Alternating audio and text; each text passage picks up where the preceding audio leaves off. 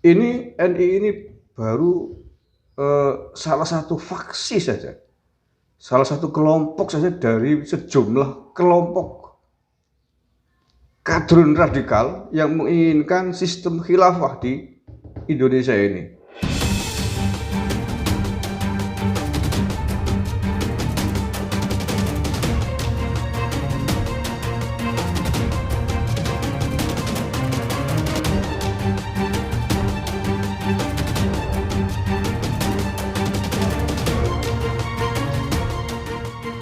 Assalamualaikum warahmatullahi wabarakatuh.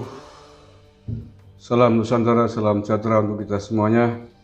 Saudara-saudaraku sebangsa setanah air yang saya banggakan dan cintai. Alhamdulillahirrabbilalamin. Allahumma sholli ala sayyidina Muhammadin wa alihi wa sahbihi ajma'in. Amma ba'du. Ketemu lagi dengan saya Agus Semar dari lereng Gunung Selamet di Banyumas, Jawa Tengah. Apa kabar semuanya? Saya doakan sehat-sehat selalu, baik-baik selalu. Tidak kurang satu apa, amin ya rabbal alamin. Densus 88 hari ini sedang masih terus menyelidiki terkait dengan adanya 59 anak di Kabupaten Garut, Jawa Barat yang mengikuti baiat terhadap kelompok yang disebut dengan NII, Negara Islam Indonesia. Kelompok yang mengkafirkan dan mentauhidkan Negara Kesatuan Republik Indonesia. Nah, bagaimanakah kelompok NII yang telah membaiat 59 anak-anak di Garut ini terungkap? Saya baca ini beritanya ya. Nanti saya lanjutkan komentarnya. Ini saya ambil dari Kompas. Gerakan NII di Garut diduga baiat 59 anak terbongkar usai seorang anak kecelakaan motor. Ini bagaimana ya? Ini kronologi bagaimana kelompok anak-anak yang dibaiat oleh NII ini bisa dibongkar. Kasus ini terungkap setelah salah satu orang tua anak yang dibaiat melaporkan perubahan perilaku anaknya yang mengkafirkan kelompok lain. Laporan dari orang tua salah satu anak tersebut ditindaklanjuti oleh pengurus MUI Kecamatan Garut Kota. Mereka sebelumnya telah mendengar adanya pengajian baiat di Kelurahan Sukamenteri, Kecamatan Garut Kota dari pengurus MUI Kabupaten. Aceng Amiruddin, Sekretaris MUI Kecamatan Garut Kota pun segera menggelar tabayun dengan memanggil para pihak yang terlibat dalam kelompok tersebut. Pada Selasa 5 Oktober 2021, tabayun pun dilakukan hingga sejumlah pengikut NII yang hadir dalam tabayun tersebut membuat surat pernyataan bersedia kembali mengakui NKRI. Termasuk salah satu anak yang dilaporkan orang tuanya setelah perilakunya berubah. Aceng mengakui dari proses tabayun memang ada anak yang menyebut NKRI sebagai tauhid karena hukum yang digunakan bukan hukum Islam dan tidak mau mengakui NKRI.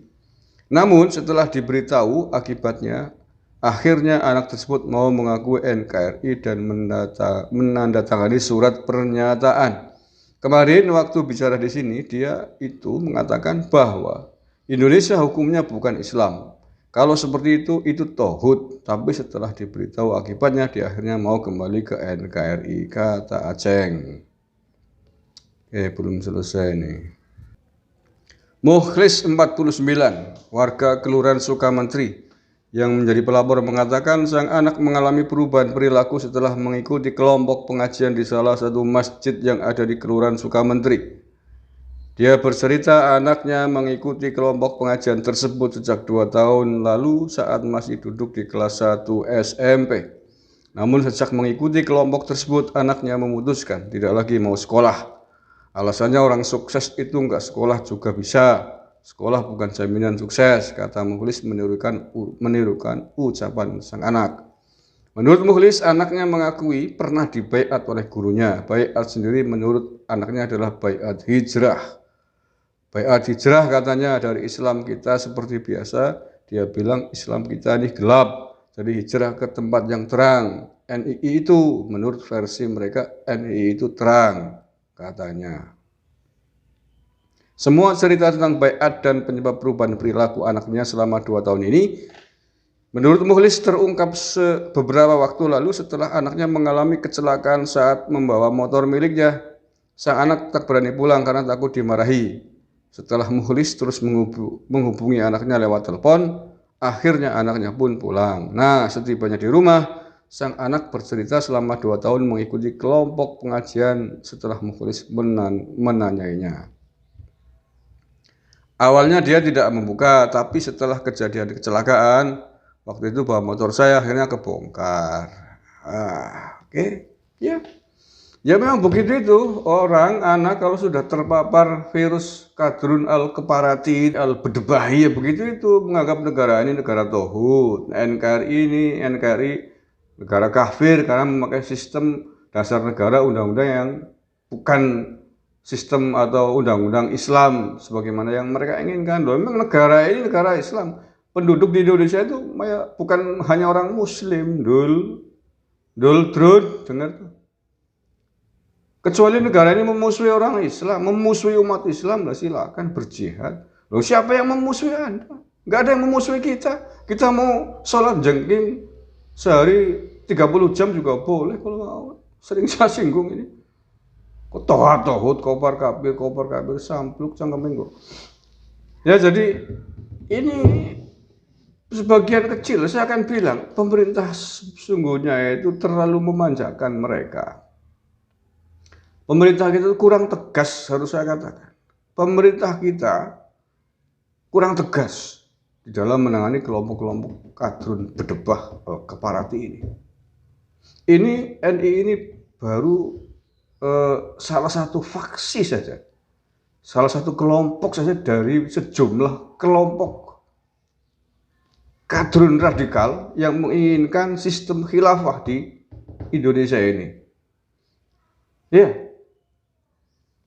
Jadi ada banyak faksi ini.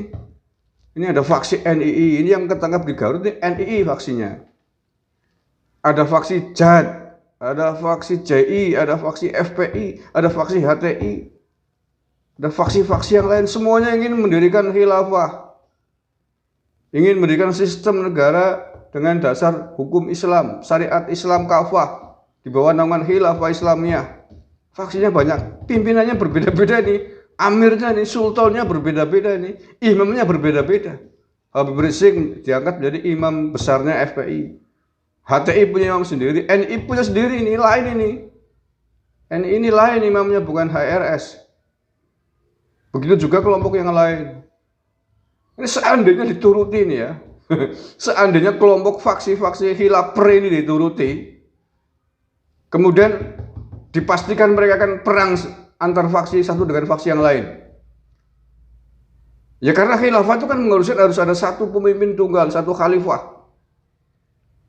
Yang lain di bawahnya adalah tumenggung-temenggungnya, cara bahasa keratonnya dulu lah ya. Loh, memutuskan siapa yang akan menjadi khalifah tunggal itu bukan hal sepele, bro. Lah terus kalau nggak ada yang mau mengalah, solusinya apa? Ya perang. Kayak zaman Bahola dulu itu.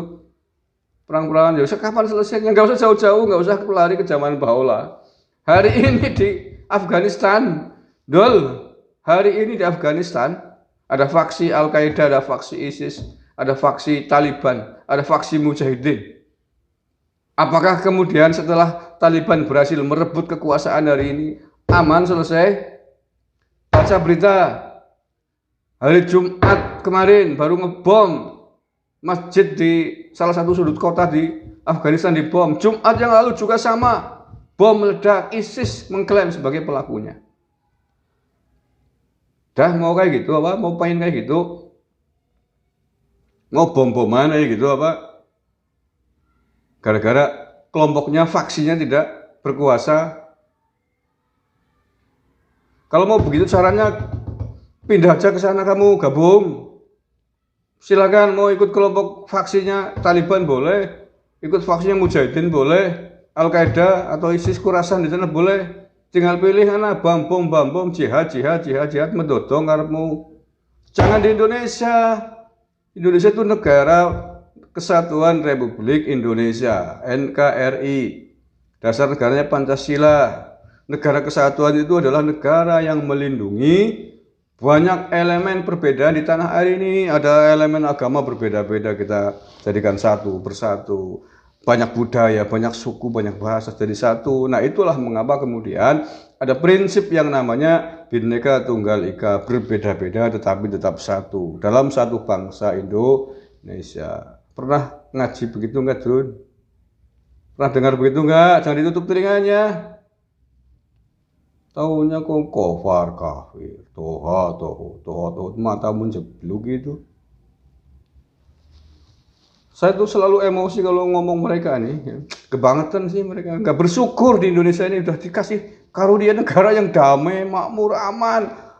Jam berapapun mau keluar makan lapar, nyari nasi goreng, ke jalan keluar banyak pating teletek, nggak takut ada orang mau nembak, orang mau ngebom. Mau beli sate berapa sunduk, mau habisin ya kamu drone ya drone, mau beli sate 50 sindik di Banyumas ini banyak nih. Sini ke sini, traktir. Habisin tapi ya banyak, bersyukur. Nggak takut harus sembunyi-sembunyi kayak di Afghanistan. Takut keorangan musuh ditembak dapurmu. Kayak gitu kok masih nggak bersyukur, nggak senang. Nah, ini yang terakhir Indonesia, aparat kula ya.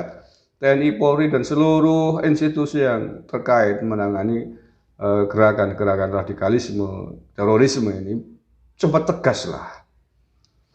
Kurang bukti apa lagi sih? Kalau memang dibutuhkan undang-undang yang harus dibikin lagi untuk meringkus, membabat habis ideologi ini, ya bikinlah. Ini kelemahannya kan di sini nih. Undang-undang kita hanya mengatur perbuatan yang sudah berwujud menjadi teroris, sudah berwujud gerakan baru ditindak. Tapi yang masih berbentuk ideologi, jelas-jelas sudah meniat mengibarkan mau berontak, mau mendirikan negara Islam, masih belum ditindak. Ya ini kan payahnya di sini. Maka mereka terus membuat gerakan-gerakan ideologi-ideologi radikal, dibiarkan. Leo kacau negara ini, nunggu perang dulu ya Suriah apa gimana? Nunggu chaos dulu kayak Afghanistan. Leo jangan begitu dong Bapak-bapak ya, ini aparat-aparat DPR RI lah, panjenengan digaji oleh negara, diberikan amanah oleh rakyat Indonesia untuk membuat peraturan undang-undang bagaimana agar negara ini aman. Negara ini terlalu mahal. Kita belum apa-apa dibanding para pendiri bangsa kita dulu mempertahankan kemerdekaan kita, mempertahankan kemerdekaan itu diperjuangkan dengan jutaan jiwa, jutaan nyawa, entah berapa liter darah yang mengalir demi bangsa dan negara ini. Kalaupun Anda tidak punya hubungan biologis dengan para pendiri bangsa ini, tapi setidaknya kita punya hubungan, punya korelasi ideologis bagaimana kita harus mempertahankan negara yang kita cintai. Dan itu adalah ajaran agama, bukan hanya Islam, saya kira, tapi seluruh agama mengajarkan bagaimana warganya harus mencintai tanah airnya. Terima kasih, kurang lebihnya mohon maaf. Wallahul muwaffiq ila aqwamit thoriq. Assalamualaikum warahmatullahi wabarakatuh. NKRI harga mati.